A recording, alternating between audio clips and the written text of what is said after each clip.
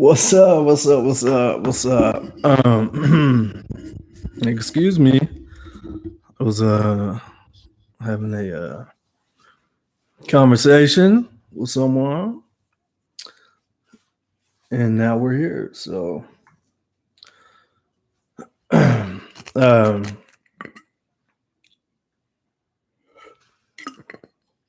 by the way, feel free to jump in the chat.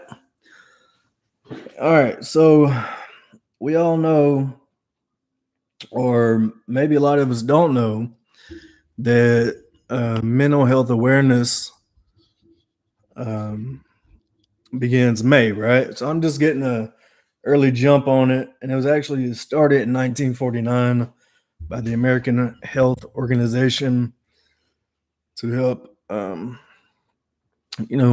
battle some of these issues that we face when it comes to mental illnesses. And so I just wanted to give a quick update after my last ketamine session. Man, I'm look, to tell you the truth, to be honest, I was on top of the world. I thought I had it all figured out. I was I had made it up in my mind that I was cool, calm, collected. I had everything under control. And then all of a sudden my world crashed back to reality. And I realized that these ketamine boosters are exactly what that entails. It's a booster. It's not a lifelong. It's not a end of treatment thing. It's none of that. It's literally just a booster. You know what I mean? So, uh, anyways, um, so I wanted to come on and discuss some of that. And a lot of people don't discuss ketamine treatment therapy. And on top of that, they don't give you the in and outs of what to expect when doing ketamine therapy, and some of the setbacks that you may feel that you have while on these treatments. Now, for me, they were a lifesaver. They were a godsend because I was in a place in my time several months back where I no longer wanted to live. And that's hard for me to say. I've never even entertained that possibility before of taking my own life. I have a wonderful son. I love him with all my heart. I would never ever want to hurt him in any way, but the way I was rationalizing it in my mind at that time was, he would be better off. So it was a rough time for me for several months. I was almost hospitalized. I didn't want to be hospitalized. I fought it. I ended up finding ketamine. Ketamine worked for me, and that was a solution for me instead of taking other routes. And they also, so recently, like I told you guys last video, I recently found out that my body doesn't metabolize SSRIs.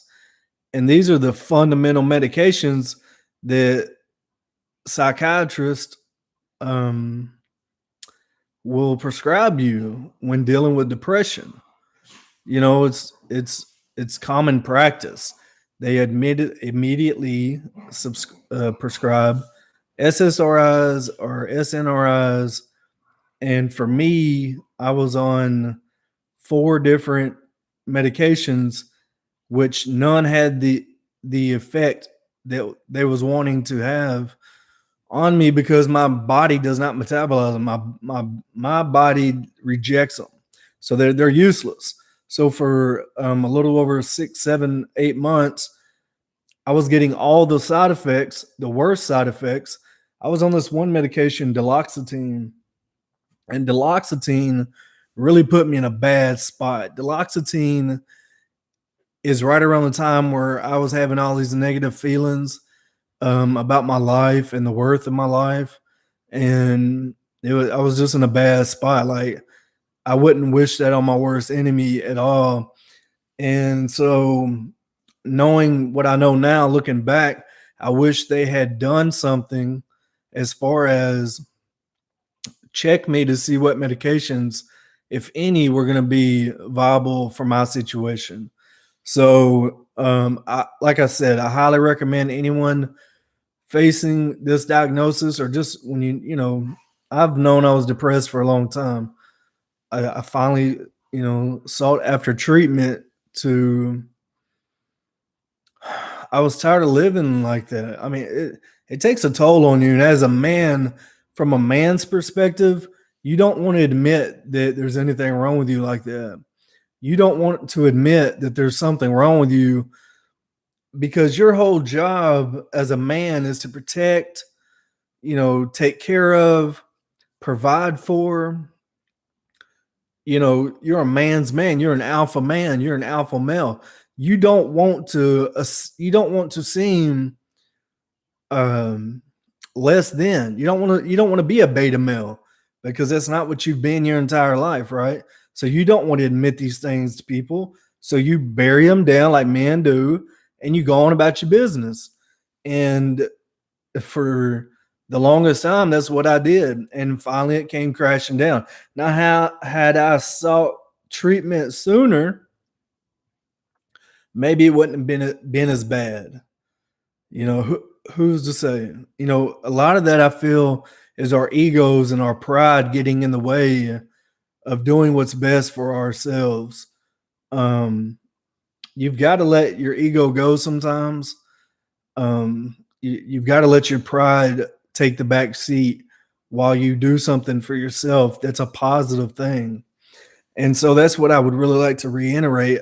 And also the ketamine sessions. So like I said, after my last session, that was my 10th session. And after that session, I was on top of the world. I knew exactly what was going on. I had this brand new perspective on life and my outlook. I thought I was able to beat this depression. I would never need to take any more medication. I had somehow gained this knowledge, this overwhelming knowledge, and that was going to be it for me. I was getting over the hump. I'm over the hump, and so on and so forth. That was a big check.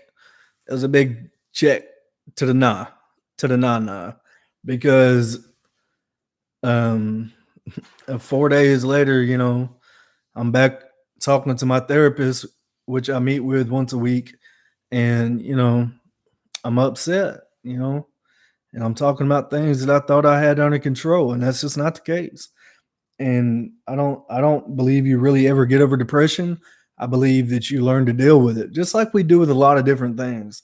We learn to deal with stuff. Our body is very adaptable. Our minds are very adaptable. Coming with, I have PTSD. I have major severe depression disorder.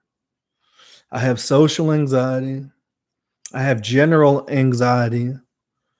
My life is constantly lived on this fight or flight mentality. I don't, it doesn't matter where I'm at. Excuse me. It doesn't matter where I'm at, who I'm with, in my own home. My mind is at a constant awareness state. It's heightened. I'm I'm always I'm always waiting for a threat that hasn't uh, sh- proven itself yet. Now I was jumped at a bar. Um, I got jumped at a bar by about 4 or 5 dudes who, to be quite honest, I take some of the blame because I was so intoxicated. It would have never happened had I not been intoxicated as I was. And I actually quit drinking after that, which, it turned out, for me, it turned out to be a good thing, because um, I don't think, had that happened, I would have necessarily thought about what I'd been doing, up until that point. And I was living a wild life. I was DJing at a swingers club. I was drinking, every weekend. I wouldn't drink during the weekdays. I mean, I wasn't an alcoholic by no means, but I like to have fun. Like if we was going out, we getting lit, we gonna have fun, right? Um, so when I had got jumped at this bar, I was mad, not man, yeah, you're pissed off you got jumped on. You know what I mean? It's some BS, right? But I was really more mad at myself that I wasn't sober enough to handle the situation. And I guarantee you, if I'd have been sober, things wouldn't have happened the way they happened. Take from that what you will. That's just an honest evaluation. Um, so quit drinking, quit doing the things that I was doing, and I started living life. Um, I was always looking for my future, and I still am. Like I look towards the future. I don't like to dwell on the past. I'm not that type of person. But when these things surfaced, I couldn't not deal with them. It was one of those issues where they were taking main stage, and my brain didn't have the ability to fight back what's been going on. So um I do- you know I dropped into a severe depression, and it sucked, and I'm still dealing with it. you know it gets better. This is what I say about these ketamine sessions. If they work for you, I don't know, that they may not work for everybody, but for me they worked, right? And the more sessions I had, the more hope I had. When you're depressed, you have no hope. When you're depressed, you have none of that. Thought is not in your head. You feel like, for me anyways, you're in a bottom of a hole, and there's no rope in sight, and no one's coming to get you. That's what it feels like to be in depression. And I also equated it to my therapist as being blindfolded in a forest at night with no sense of direction. Just walking through the woods blindfolded without any sense of direction. That's what depression feels like to me. It's it's um it's hard, man. But on the bright side, so now I look at it as, for the 7 or 8 months they had me on medication that my body wasn't able to even use at all, I've gotten better. So that tells me that I was able to put in the work. I was able to go through these hard times without any means of pharmaceutical treatments, and I was able to do the work on myself. I was able to objectively look and hash things out in my mind, and so that makes me feel good, that I know that, from where I was to where I am now, um besides the ketamine, which I didn't start ketamine until I was at the lowest point, until I felt like no longer living. Um, but for the most part, it was me. I'm the one that did that. You know, I kind of have this mentality that, the I caused this by not dealing with these problems when they occurred, or not being able to deal with them because I was such a young age. You know, I have childhood trauma, 4 or 5 years old, 3, 4, 5 years old, and so there's a lot of things you don't deal with. A, you don't know how to deal with them. B, it takes years for you to get the cognitive um, wherewithal to start dealing with them. And then C, for me especially, I was a guy. I didn't want to deal with these things, right? So it's it's um it's humbling to have to stop and reevaluate your your brain, I know it sounds odd to some people, and it would have sounded odd to me too because I didn't know what depression was until I had it. Someone on the street or one of my buddies could say, "Man, I'm depressed, I'm down." What do we all do? We'll give them the generic, "Man, it's gonna be okay. I'm here to talk if you need to talk. Don't worry about that girl. Don't worry about that job. You'll get the next one. Keep your head up." That's what we tell them. But those little comments and things that doesn't do anything for someone depressed. They already know that because they would have told you the same thing if the shoe was on the other foot. You see what I'm saying? They would have said the same thing. So we all have these prescribed phrases or uplifting commentary that we want to give our friends and family when they're going through things, but that's not how it works because we know the same things. That's what we tell other people as well. So until you actually deal with depression, there's nothing about it. And I took it upon myself to know a lot about it. I did a lot of research. I'm that type of person. Something's wrong with me. I'm intrigued by something. I'm trying to find out as much information about it as possible. I long for knowledge. I crave intelligence. That's what I'm looking for.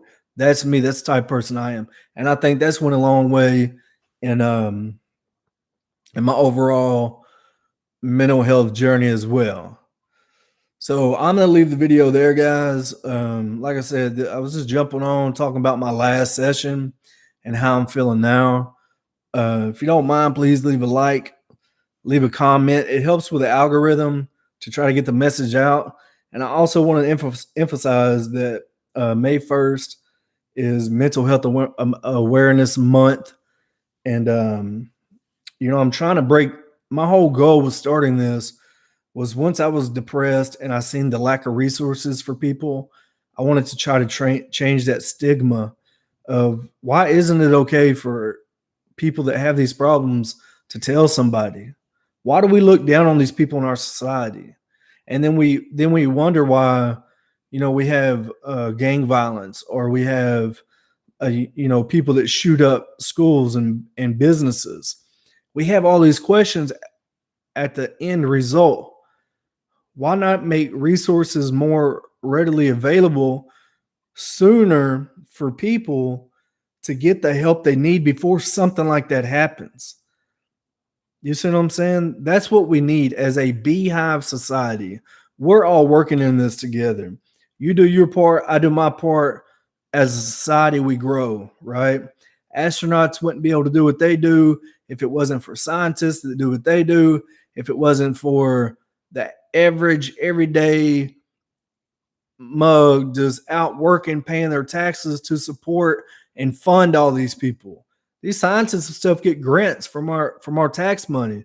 These astronauts, they wouldn't be able to do these things if it was not for us. So we all play a role in this. You hear people say we're all in this together. What they mean by that is if it wasn't for you doing what you do, the next person wouldn't be able to do what they did. Doctors wouldn't be able to go to school to be doctors. Lawyers couldn't become lawyers. Some of the highest way.